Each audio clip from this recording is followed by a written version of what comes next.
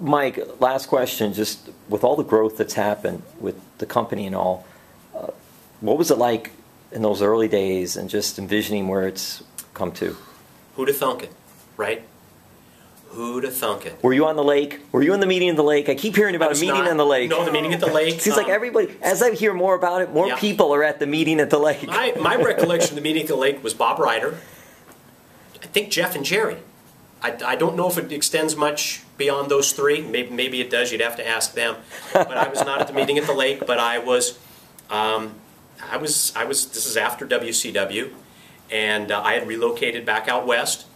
And I remember getting the phone call initially from Bob Ryder, Jerry Jarrett, asking me to come on board.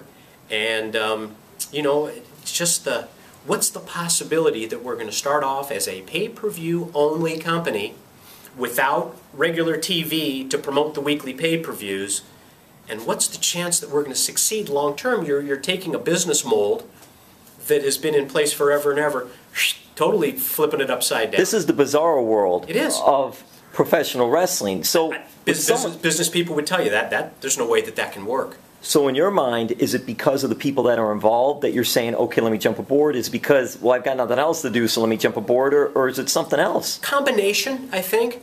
A little bit of both. I think I was off for something like 9-10 months. And enjoyed that time off, especially after the hectic WCW schedule. But I felt like I was ready to do something again.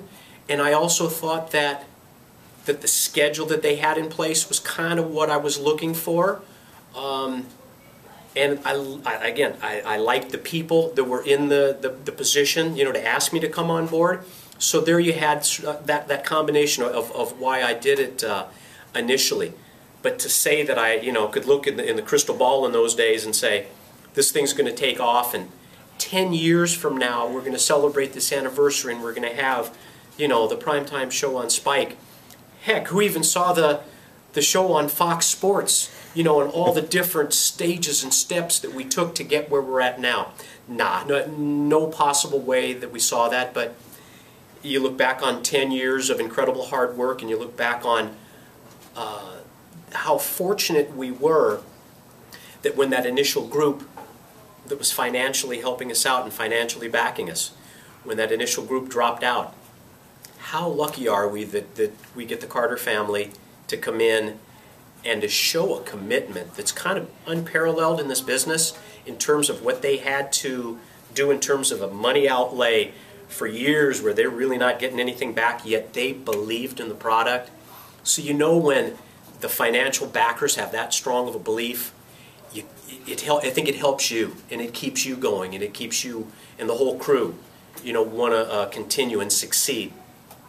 And I think the rest is history, right? It is history, and continuing to make history. I think it's interesting too, because you can have someone like Ted Turner who throws out a lot of money. Right.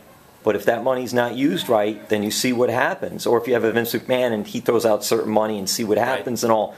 I think here in this company, it's been smart money per se, because it's been going to right places, and that's why the company continues to have the growth at least. And to have a plan in place, follow through on that plan, and that's been the key to the success. And we owe a debt of gratitude to that family, because without them, we're not having this interview right now.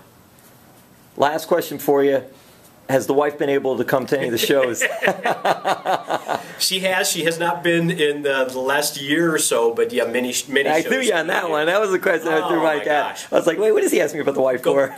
Going back through the years, you know, many shows, and we're so fortunate because the schedule here a little different than the schedule. The WCW schedule was a Monday show, the Nitro show, potentially the Sunday before, having a pay-per-view. The Thunder show. And again, another city, another trip. Get back into Atlanta, where I was based and where I was living at that point. Got to go to the studio to do voiceovers for WCW Saturday Night.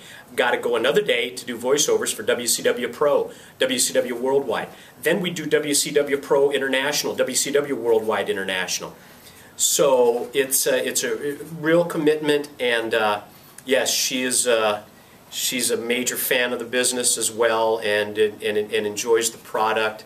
and has for many, many years. So I'm really lucky, really fortunate that way. Now, see, I said last question, but when you were saying that, it made me think of something. Mike, and I didn't ask Jeremy this, and I think I should have. Anything for the throat? Because you do so much of the talking and all. Is there some things that you take? I mean, you drink a lot of water? Or? A lot of water out at the table. At the same time, what I will do is I have an herbal throat spray that singers use. You can buy it like at a Whole Foods. You can buy it at health food stores. It's called Singer's Saving Grace, and that helps out a lot too, which is like an all herbal remedy. But yeah, it's something you got to be careful for. No question. All right, Mike. Thank you so much. My pleasure, Jim. This was fun. Thank you. Thank you.